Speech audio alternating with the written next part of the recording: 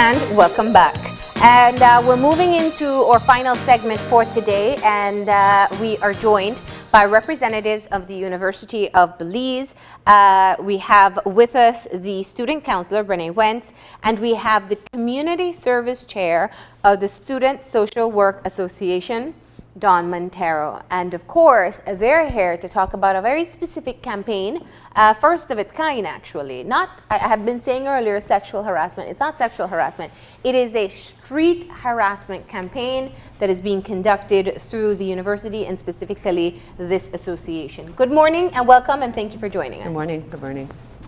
Now, I've spoken out about this issue several times, and I think even with you here, and I think it's one of the issues that we don't talk about enough. But I want to find out from your end why this has popped up on the radar as a relevant issue. Well, street harassment has always been relevant, but it seems to be more and more campaigns worldwide are going around. And when you look around the world, you see different levels. Yeah. There are some countries where women are regularly groped on the street and grabbed and physically assaulted, but it's not looked at as an assault. Nobody gets charged for it. So it can be smaller kinds of things like particular comments that are made, but it can also escalate. And so you're finding there are many organizations around the world now. One is called Stop Street Harassment Now.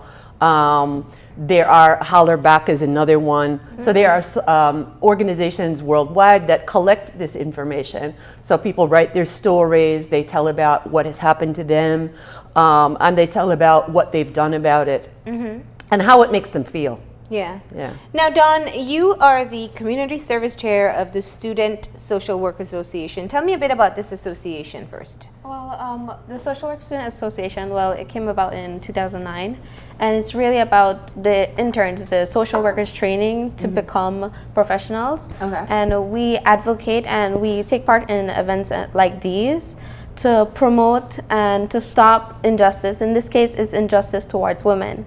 You know, women shouldn't feel uncomfortable wearing something nice because men on the street are telling them something inappropriate and making them feel uncomfortable.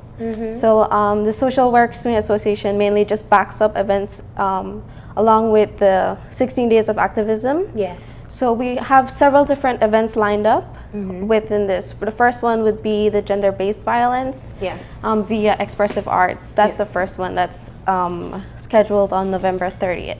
Now, we know that typically near the end of November, we start focusing a lot on gender-based violence, human rights, and some of the issues that affect vulnerable groups. We haven't talked about this issue, and I want to ask very frankly, what is the conversation like in the classrooms and among the students when it comes to this issue? And, you know, I think all of us as women can reflect on a time that we have experienced this, perhaps neglecting to consider the impacts or the appropriateness of it. So what has the conversation been like from your level? Well, in a class of social workers, you have a class of women who are tired and some men who are supporting the women.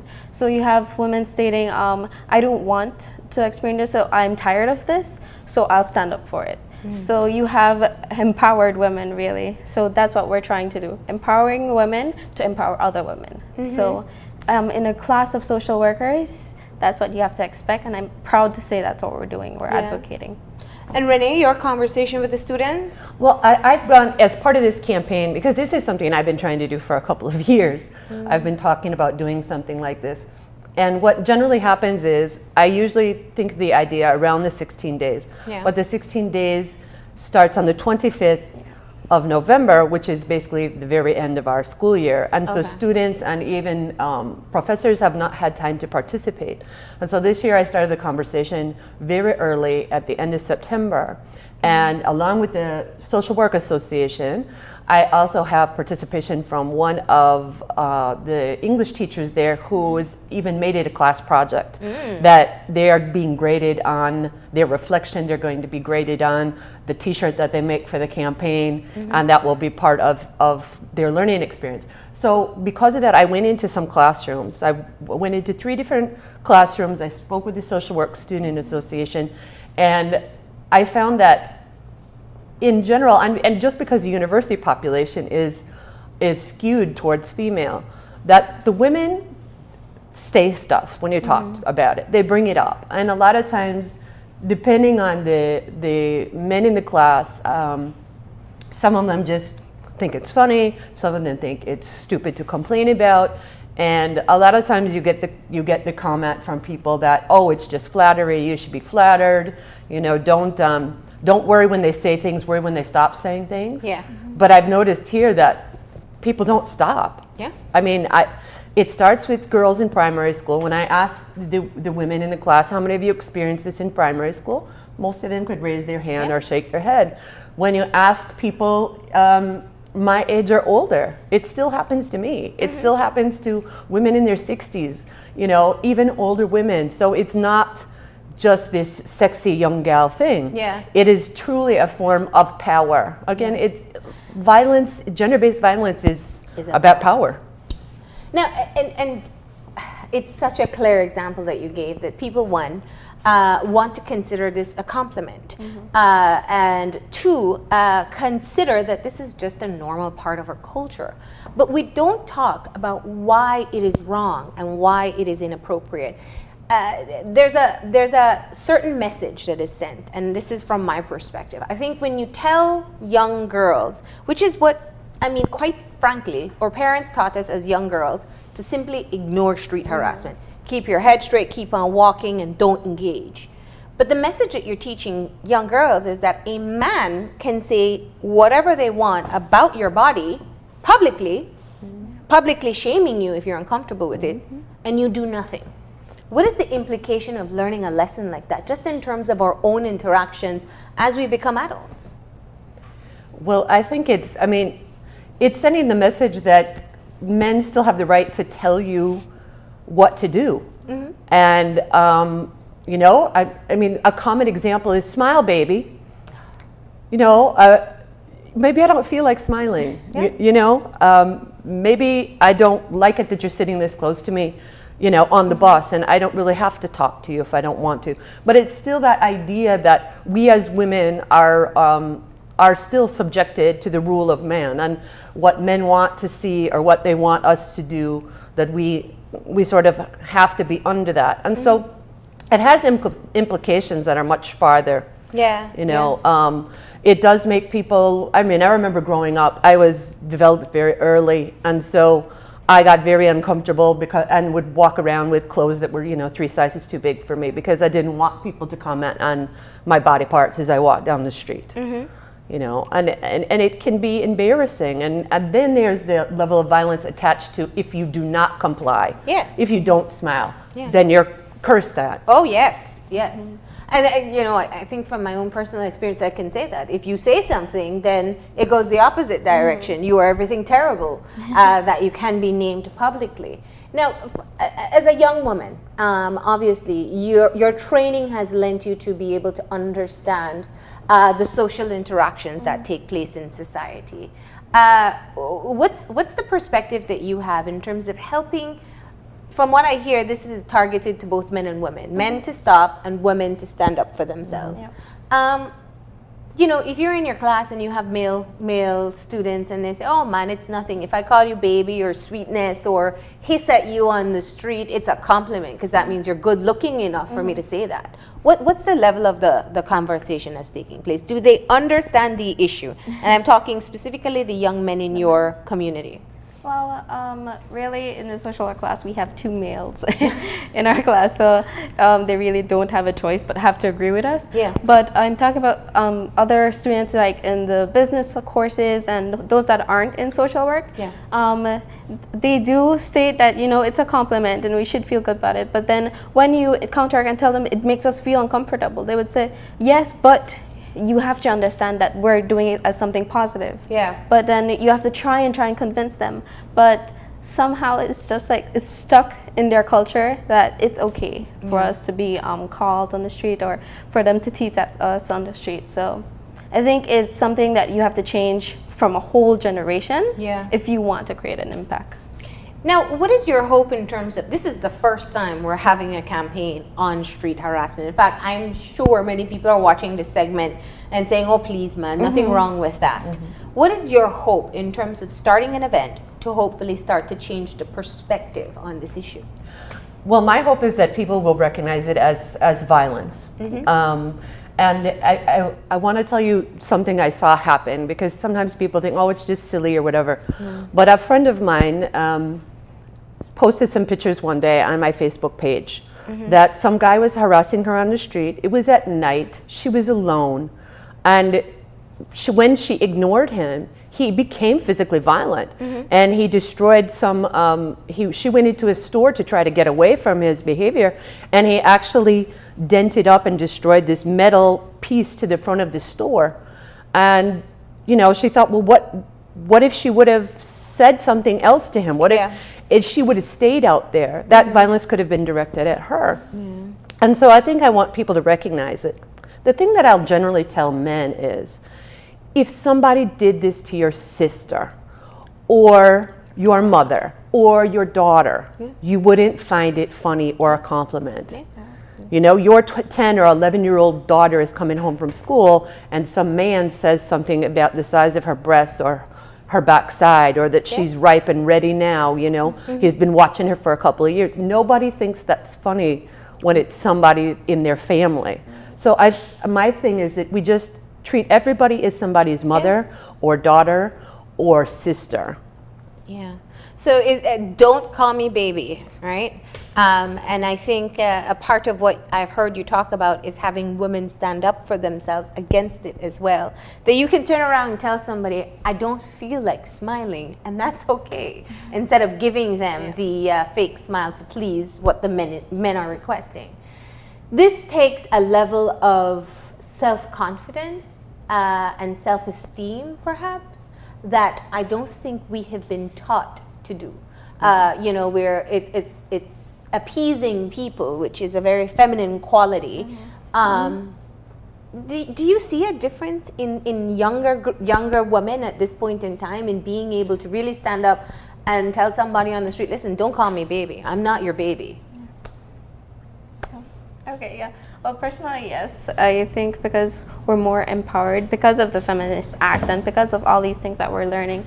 I think any female nowadays, the 21st century female, we're modern and we stand up for ourselves. We know that we have a voice because that part of tradition has changed, and I'm so happy it has, because now we can stand up for ourselves and it's okay for us to do so.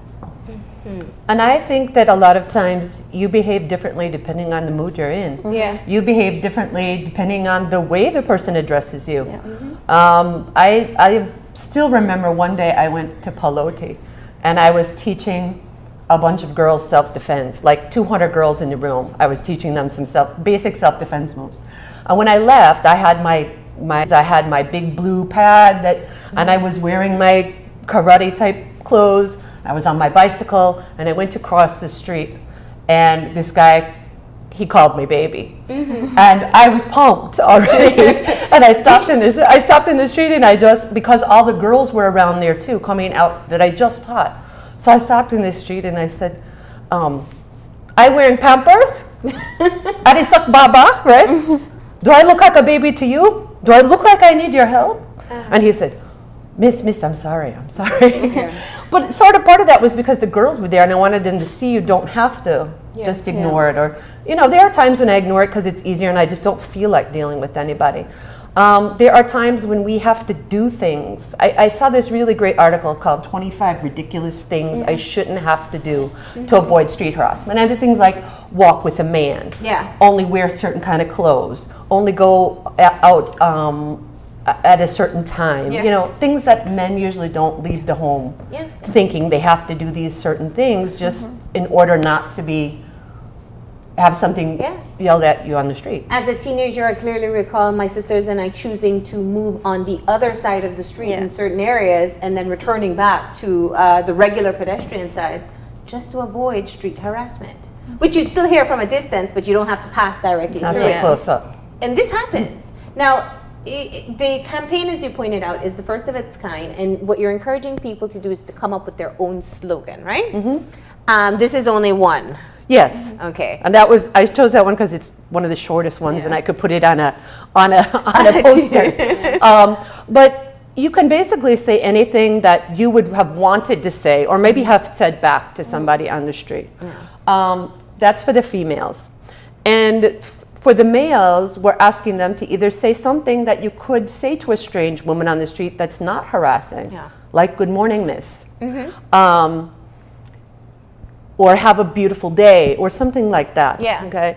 Or the men can say something they would say to a friend, or as a bystander, if they see a woman being harassed. What could they say to the other guy? Like, you wouldn't want someone to say that to your sister. Yeah. Something like that. Now, for people who view this segment, before the break we spoke about the age of the children who are targeted, and I think for me that's one of the more concerning issues. Primary school children, you've reached out to different ages. Are they recognizing that this is something they deal with from a very young age? They do. And I mean, I was surprised, and this was even years ago when I first started hearing about it. When I teach my self-defense classes, I have girls in there, and we talk about how to deal with that when you get that kind of response. And these girls they're in their primary school uniform. I mean, everybody knows they're a primary school child, and they're coming home from school in their uniform from school, and they're getting these words thrown at them, and not by boys their own age. Lots of times it's by big grown men. Hang it out on the corner, have nothing better to do, and they very well know they're children. They know they're not. But we also have that crazy idea that once a girl starts to develop, she's already sexually active. I mean, I've heard that a lot. So people have this feeling that if she's sexually active, which is absolutely ridiculous, you develop, and that has nothing to do with if you're sexually active or not. But we do have people that believe that whole, 98 pounds and all of that kind of stuff, right? And so we do have people that think it's absolutely acceptable if this is a 13-year-old girl and, she's starting to look like a woman, it's okay for us to treat her in that manner. So you're actually going to have people design their own slogan you make on your a own t-shirt. Shirt. And is it specific? You want orange, or it doesn't matter? Well, we have orange and white. We have asked most people to use those because orange is the color against gender-based violence, again, for this year with the Orange campaign. And so we thought that would be the most dramatic. And then everybody gets their own shirt, and you do your own slogan. We will have a little march. It'll be a very little short one, but just to kind of call attention. And that will be starting at 11 o'clock, leaving from the Education campus, or UB. In Belize City. Right, in Belize City. And we'll just go down by Cleopatra White and come up back by the airport, and just to get out there and not just have it be something that's on UB campus. And anybody is welcome to come and join us. Any person out there, male or female, who says, I feel strongly about this and I'm going to come, bring your t-shirt and join us. Or if you don't have a t-shirt or don't want to spend the time to do that, bring a placard, bring a sign, And this is the first time you're having the event. Have you encouraged other schools to get involved? For example, they're all girls schools that we know this is a prominent issue. I'm hoping that this will be the first time, and then maybe we can make it a bigger event in the coming years. It's just to kind of get people maybe to be talking about it. And then, I did a little bit of education at the school this year, and then maybe we branch out to some high schools. But you're right, there are schools right in our general area. And from your end, Dawn, what is your hope in terms of having the momentum going from the young people as well? Okay, well, I think mainly for right now, like she said, this should be like a gateway, and having the University of Belize interact with this and having young women, since the university is mainly filled with mostly women, it would be great because it starts changing the generation, changing our perspective from now that this isn't okay, and that we could make the difference and start impacting from now until further notice. So if we continue this, the change could be wider and have a larger impact. Now, if there's anybody watching who wants to jump on board last minute, who did they contact to be able to get involved? They can contact me. My phone number is 630-5571, or they can look for me on Facebook. I have the flyers posted up on Facebook, or you could just send me a private message and I'll give you any information that you need. And or my email address, I think, it's rwentz, R-W-E-N-T-Z, my name, at ub.edu.bz. All right, so you can definitely contact Renee to be able to find out more information. But the details, of course, it's this Thursday, November 17th. It is an anti-street harassment campaign. Men and women are encouraged to come out and show their absolutely. support. Make your own slogan. Yours to start off with is "Don't call me baby," but it can be just about anything. Have you come up with a slogan yet, Dawn? Yeah. What's your slogan? Mine is my outfit is not an invitation. Ah, that's a good I one. like that one. Any other ones that you've heard of from your friends? But the main one is, another one would be the don't tell me to smile. Don't tell me to smile. I know a lot of people who'd be happy with that one. But ultimately, let's just close off with the message here. Why do we want to encourage people to recognize street harassment as a form of gender-based violence? Because we never know where it's going to end. I think that's probably the most important one. We want women to be able to feel as free as men to walk anywhere they want and not have to worry and wonder and be frightened. Sometimes it's frightening, some of the things that are said, and threatening. But we also want to recognize that this is one step towards violent treatment in other ways of women and girls. All right. Well, thank you so much for joining us, and we definitely hope that other schools take the decision to get involved in this, but kudos to you guys in being able to organize it, and we look forward to seeing what other campaign slogans they'll come up with as well. All right? We're going to go ahead now and take our final break, and when we come back, we'll have our wrap-up, so stay tuned.